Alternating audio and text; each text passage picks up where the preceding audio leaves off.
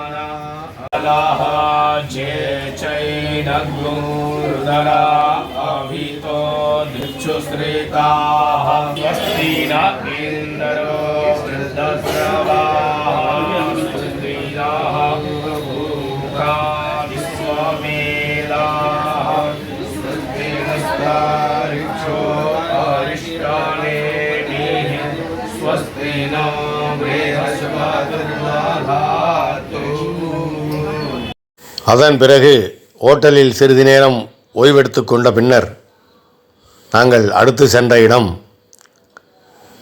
கங்கா நதி. கங்கை நதியிலே படகுச் சவாரி செய்தபடி கங்கை நதிக்கு நடக்கும் ஆரத்தியை கண்டு மகிழ வேண்டுமென்று அனைவரும் புறப்பட்டோம். இதோ காசி மாநகரின் காட்சிகளை பார்த்தபடியே சென்று கொண்டிருக்கிறோம். நீங்களும் பார்த்து ரசியுங்கள். கங்கா மாதாவுக்கு ஆரத்தி எடுப்பது என்பது மிகவும் விசேஷமான ஒன்று. மிகப்பெரிய படகு ஏற்பாடு செய்யப்பட்டிருப்பதாக சொன்னார்கள். அந்த இனிய அனுபவத்தை பெறுவதற்காகவே அனைவரும் ஆவலோடு வேனில் சென்று கொண்டிருக்கிறோம்.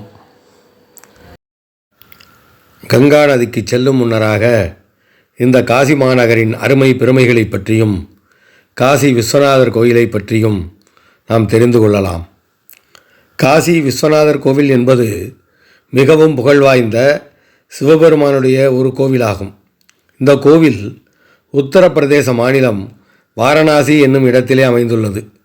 வாரணாசி என்று தற்போது அழைக்கப்பட்டாலும் கூட பழங்காலத்தில் காசி என்று அழைக்கப்பட்டமையினால் இத்தலம் காசி விஸ்வநாதர் கோயில் என்றே இன்றும் அழைக்கப்படுகிறது.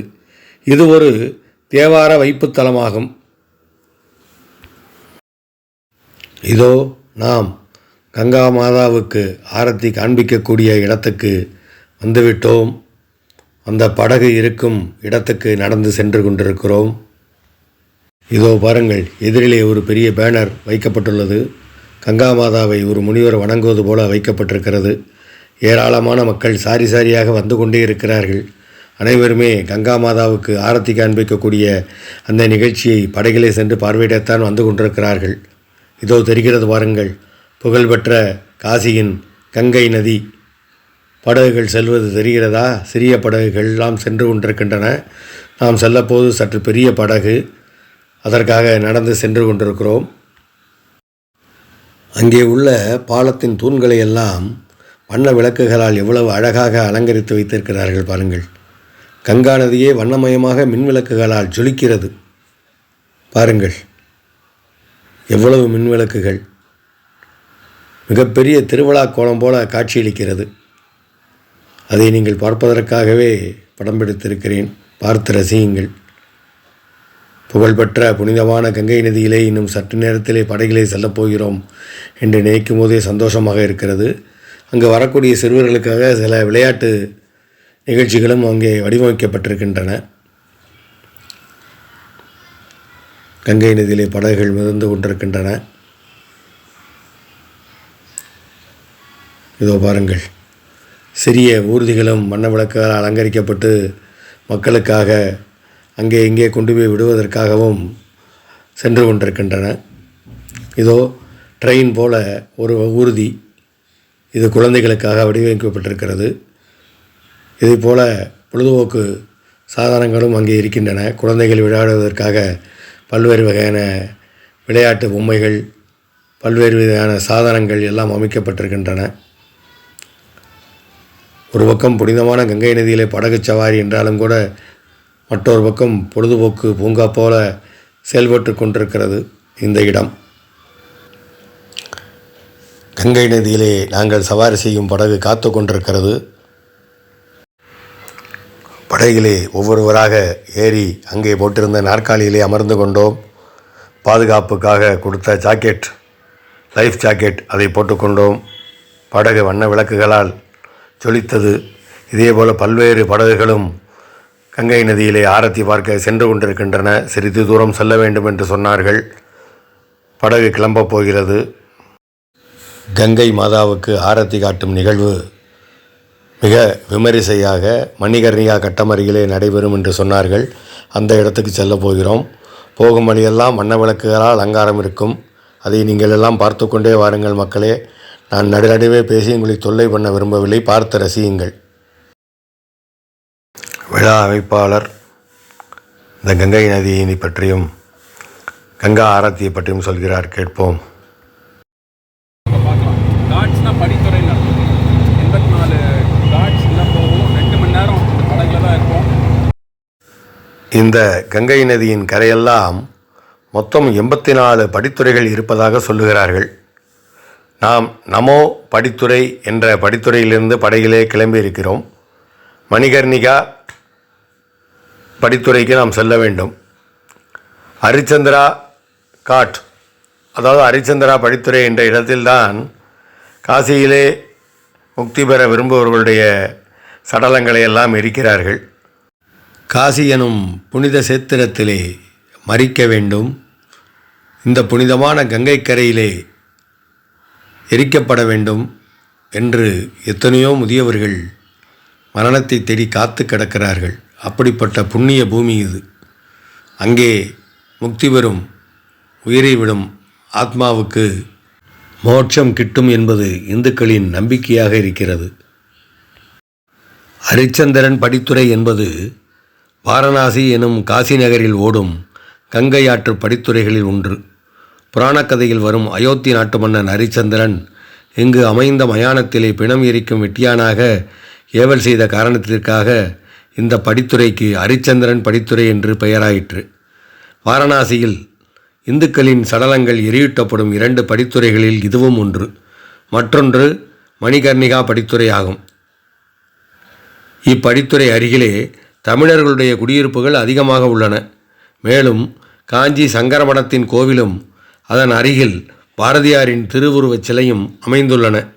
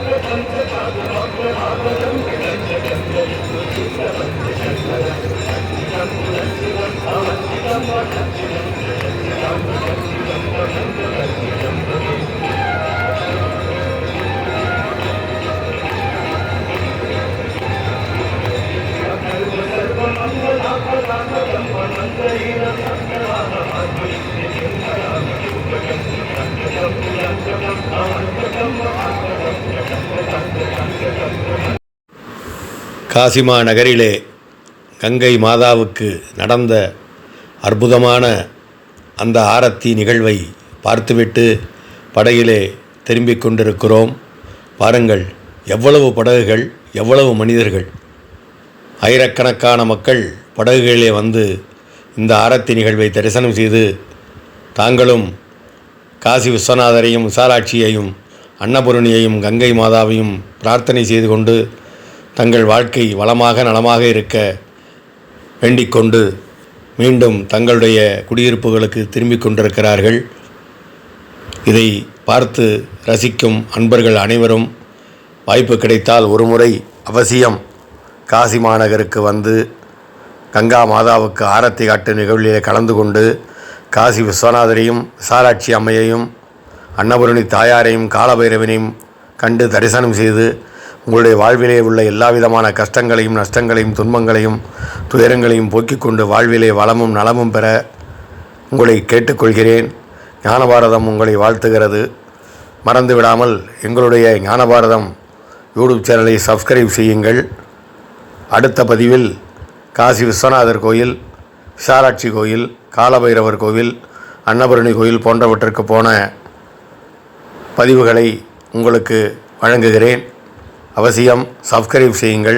வாழ்க வளமுடன், வாழ்க வையகம்.